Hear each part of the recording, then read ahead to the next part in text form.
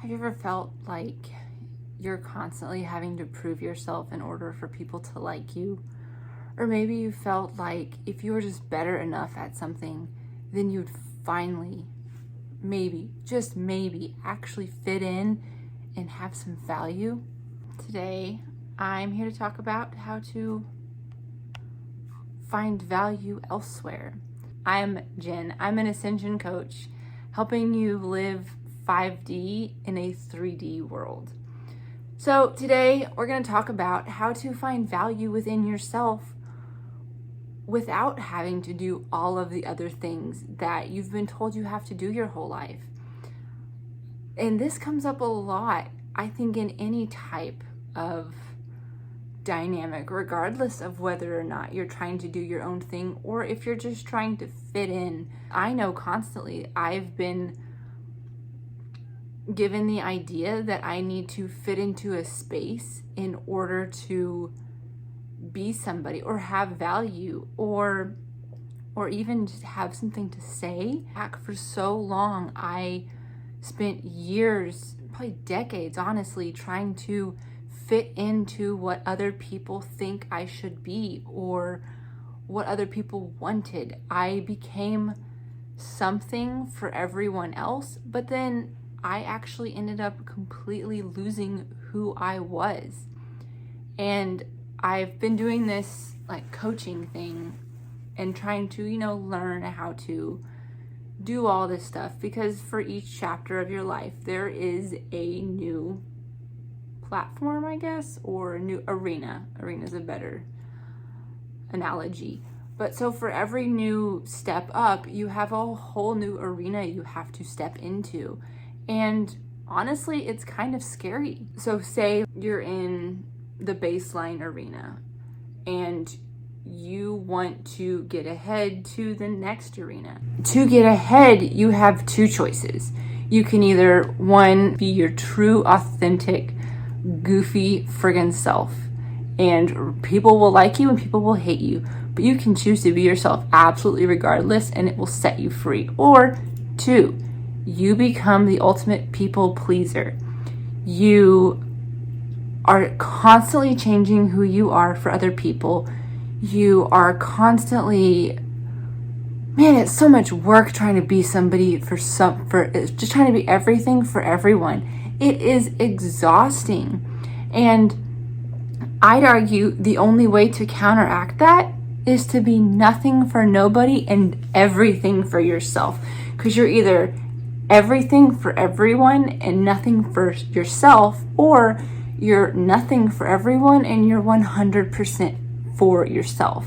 And that's not in a negative connotation at all. There is a give and take. Either you're going to fit yourself perfectly into boxes for everyone around you in order that they will like you.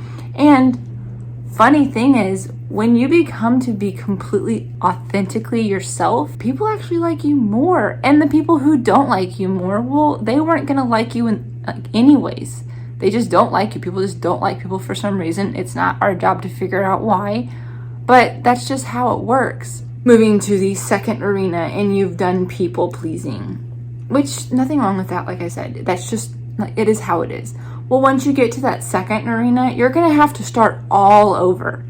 What worked in that first arena will not at all work in that second. So say you got like a promotion at work. Well, what worked before you got the promotion will not work after you get the promotion. They're two different energies, two different vibrations, two different lives, really. You can either consistently change yourself as you move up the ladder, or you can stay true to who you are and realize, this is who I am. I'm going to be unabashedly me.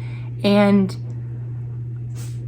it's not my job to make you happy. And I feel, and this hits really hard, honestly, all the time. I'm always up against, should I 100% be myself and just really listen to my intuition and really listen to what I'm being told by me and like by the higher versions of me?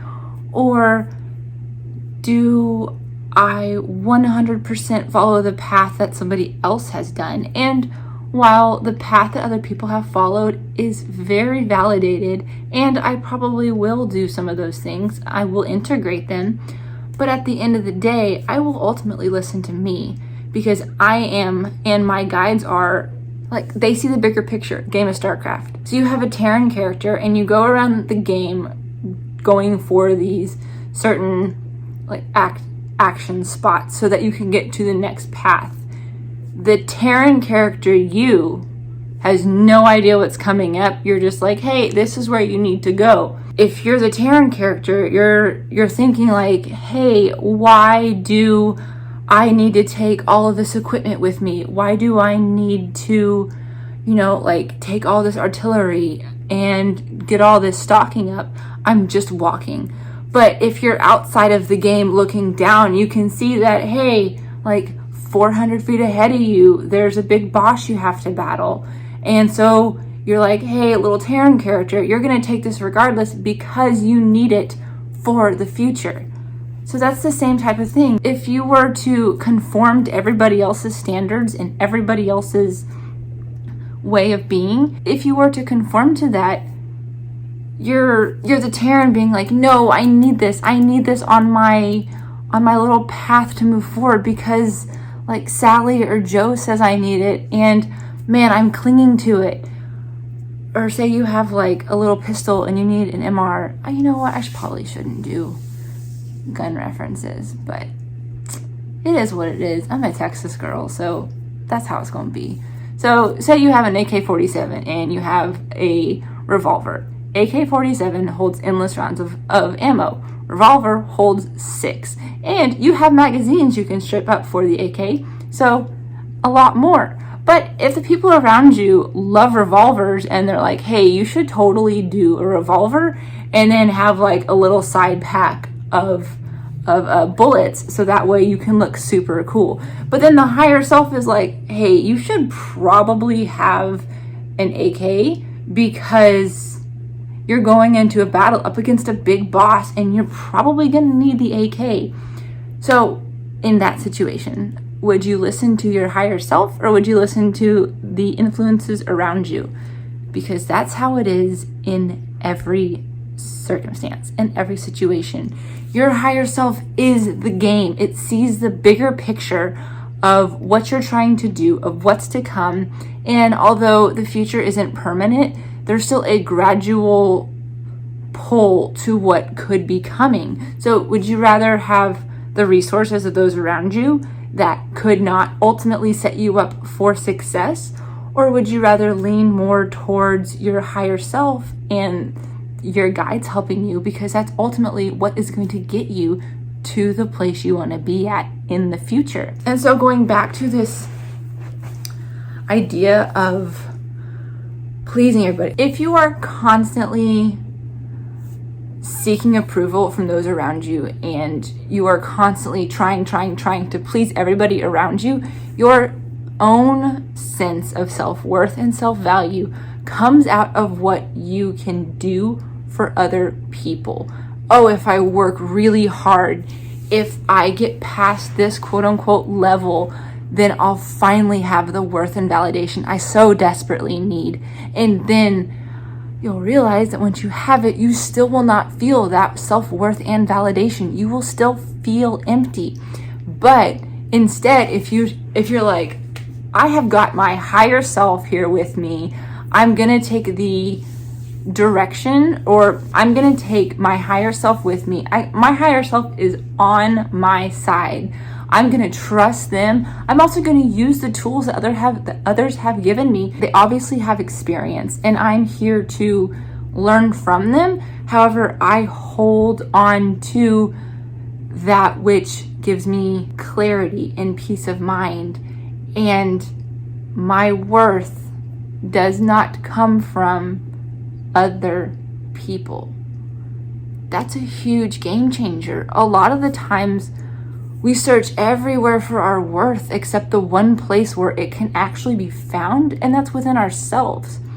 We spend so much energy for so much of our lives trying to outwardly act in ways that will give us worth, give us validation, When instead, if you just throw that out the window and you're like, you know what, I'm gonna find worth within myself first and then go do everything. Because once you find worth within yourself, you find self-trust, you find so much deeper intuition, you find ways of true self-care, you find like you learn how to listen to your body and listen to your spirit in a way that you have never known before, and you truly understand what self-love is, because you know,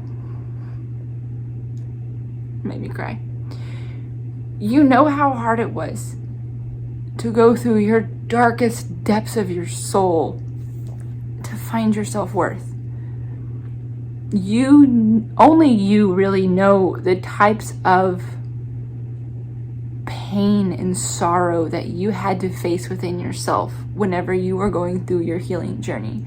The dark night of the soul happens to completely break you down of everything that you are not, so that you can discover that you were worthy, that you were loved, and that you have value regardless of anything else there is left. You need nothing to be worthy. You need nothing to have value. And the greatest thing about the dark night of the soul is it strips away everything so that you can actually find that value and worth within yourself. Because once you have self-value and once you have self-worth without anything attached to it, you're unstoppable. You become the main character. You become which I mean, like you already were, but you begin to step into that role of you are the main character of your video game. So you're the little Terran or the Protoss. I always like the Protoss. So you're the Protoss character. You are the person playing the Protoss character. And then you are Blizzard Company that actually designed the game. So you are all three. And when you realize that you are worthy of becoming all three, and that you are worthy of being like, you know what, I'm gonna go do my own thing. I'm gonna go play this like Terran versus Protoss nonsense in a different like match on match type thing, then go for it, because you truly are worthy of deciding to be whatever you want to be, regardless of what anyone else says. So if you're constantly trying to find value in something and you are finding that you are always unhappy, always depressed, always just, or even not, like maybe it's not even that bad. You're always trying to act to receive instead of acting as though you already have. If nobody tells you today how incredibly worthy and amazing you are, I am here to tell you, you truly are incredible. You were born into a world of beige. So light it up and be that insanely gorgeous supernova that you are, and just shine. Because that, my dear, is your purpose. To shine out love and worth to all those around you.